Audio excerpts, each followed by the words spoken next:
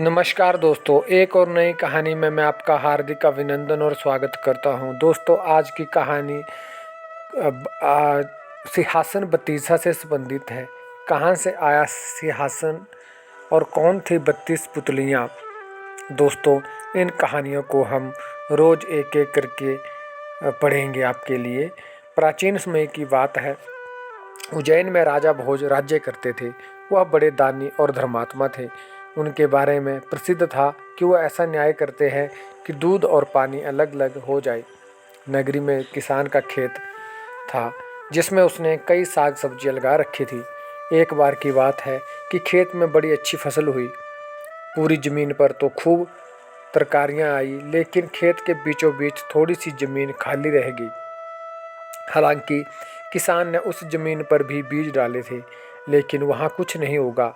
किसान ने वह खेत की रखवाली के लिए एक मचान बना लिया।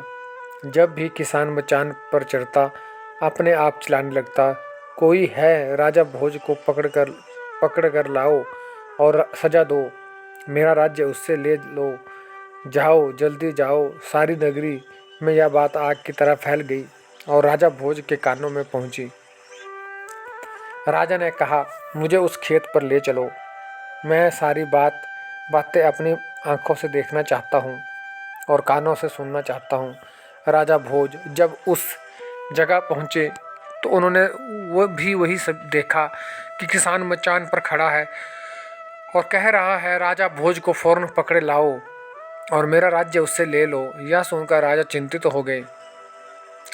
चुपचाप महल में लौट आए। उन्हें रात भर नींद नहीं आई। सवेरा होते ही उन्होंने राज्य के ज्योतिषियों और जानकार पंडितों को इकट्ठा किया। उन्होंने अपनी गोपनीय विद्या से पता लगाया कि उस मचान के नीचे कुछ छिपा है।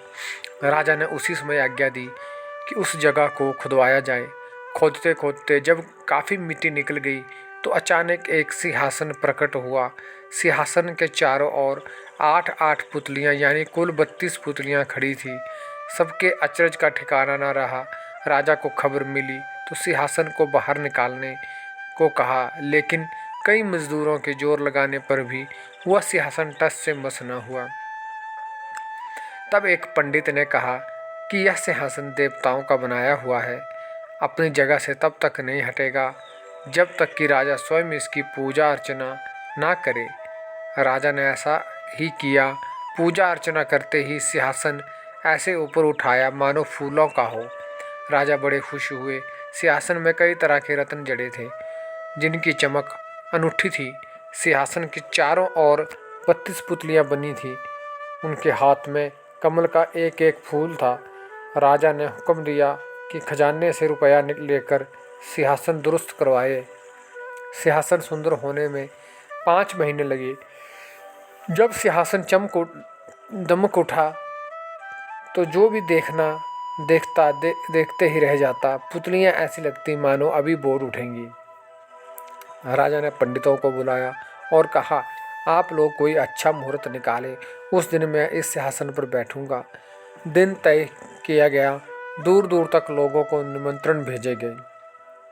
तरह तरह के बाजे बजने लगे। महल में खुशियां मनाई जाने लगी। पूजा के बाद जैसे ही राजा ने अपना दाहिना पैर बढ़ाकर सिंहासन पर रखना चाहा कि सारी पुतलियां खिलखिलाकर हंस पड़ी। लोगों को बड़ा अचंभा हुआ कि यह बेजान पुतलियां कैसे हंस पड़ी। राजा ने अपना पैर खींच लिया और पुतली से पूछा, ओ सुंदर पुतलियों, सच सच बताओ कि तुम क्यों हंसी? पहली पुतली का नाम था रत्न मंजरी। राजा की बात सुनकर वह बोली, राजन, आप बड़े तेजस्वी हैं, धनी हैं, बलवान हैं, लेकिन इन सब बातों का आपको घमंड भी है।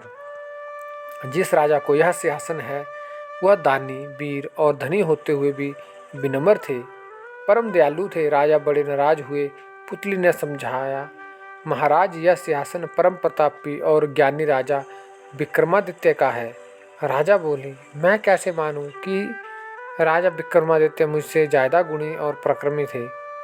पुतली ने कहा, ठीक है, मैं तुम्हें राजा विक्रमादित्य की एक एक कहानी सुनाती हूँ। सिंहासन बत्तीसा की पहली पुतली रत्न मंजरी ने सुनाई। एक कहानी।